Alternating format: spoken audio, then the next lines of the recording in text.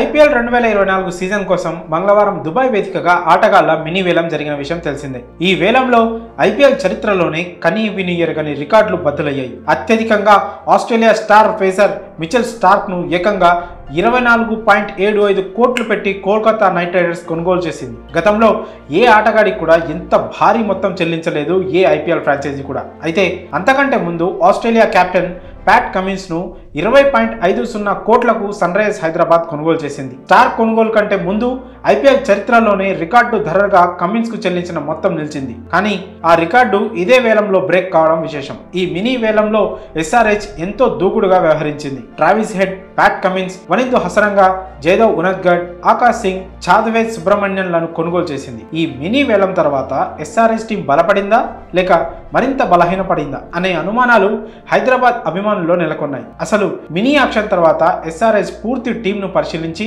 Team combination, playing 11 ఎలా ఉండబోతుందో చూసి ఎస్ఆర్హెచ్ బలపడిందా లేదా అనే విషయాలను ఇప్పుడు చూద్దాం. మంగళవారం మినీ వేలంలో కొనుగోలు చేసిన ఆటగాళ్లతో కలిపి అసలు మొత్తం టీం ఏంటో ఒకసారి చూద్దాం. Abdul Samad, Aiden Markram, Rahul Tripathi, Glenn Phillips, Heinrich Klaasen, Mayank Agarwal, Anmolpreet Singh, Upendra Singh Yadav, Nitish Kumar Reddy, Shahbaz Ahmed, Abhishek Sharma, Marco Jansen, Washington Sundar, Sanvir Singh, Bhuvneshwar Kumar, T Natarajan, Mayank Markande, Umran Malik, Farooqi, Travis Head, Pat Cummins, Wanindu Hasaranga, Jaydev Unadkat, Akash Singh, Jhathavedh Subramanyan ఇలా పేర్లు చూసుకుంటూ వెళ్తే పేపర్ పై సన్ రైజర్స్ ఎంతో అద్భుతంగా కనిపిస్తోంది. బరిలోకి దిగాల్సిన ఆటగాళ్లు కేవలం 11 మాత్రమే అనే విషయం అందరికీ తెలిసిందే. పైగా అందులోనూ చాలా రూల్స్ ఉన్నాయి. విదేశీ ఆటగాళ్లు 4కి మించి టీంలో ఉండకూడదు. ఈ రూల్ ను బహుశా ఎస్ఆర్హెచ్ మర్చిపోయిందా అనే అనుమానం కూడా కలుగుతోంది. ఎందుకంటే ఇప్పటికే జట్టులో భారీగా విదేశీ ఆటగాళ్లు ఉన్నా వేలంలో మళ్ళీ ఫారిన్ ప్లేయర్స్ పైనే ఎక్కువగా ఫోకస్ పెట్టింది ఎస్ఆర్హెచ్. ప్యాట్ కమిన్స్ కు 20.50 కోట్ల భారీ ధర పెట్టింది. ట్రావిస్ హెడ్ మంచి పికప్ అనుకున్న వనిందు హసరాకను తక్కువ ధరకే దక్కించుకుంది. అయితే ఎస్ఆర్హెచ్ లో ఉన్న విదేశీ ఆటగాళ్లను ఒకసారి చూస్తే captain Markram, Glenn Phillips, Klaasen, Marco Jansen, Farooqi, Travis Head, Pat Cummins, Wanindu Hasaranga ఇలా అందరూ స్టార్ ఆటగాళ్లే. వీరిని పక్కన పెడితే టీంలో పెద్దగా పసలేదనే చెప్పాలి.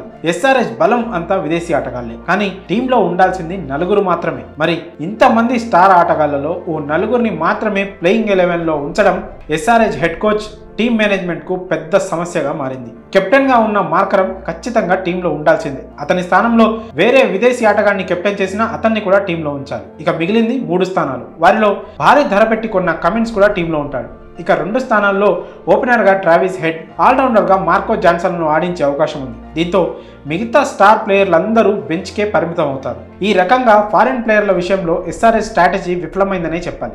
ఇండియన్ టీం నుంచి స్టార్ ప్లేయర్లు లేకపోవడం, దేశవాళీ క్రికెట్ లో రాణిస్తున్న స్వదేశీ ప్లేయర్లపై కూడా ఎస్ఆర్హెచ్ పెద్దగా నమ్మకం ఉంచకపోవడం దెబ్బ కొట్టే విషయమనే చెప్పాలి.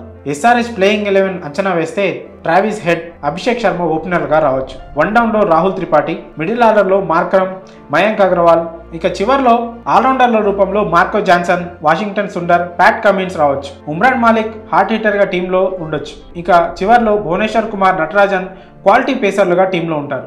ఎస్ఆర్హెచ్ ప్లేయింగ్ 11తో పాటు టీంలో ఇంతమంది ఫారిన్ ప్లేయర్లు ఉండడంపై మీ అభిప్రాయాన్ని కామెంట్స్ రూపంలో తెలియజేయండి.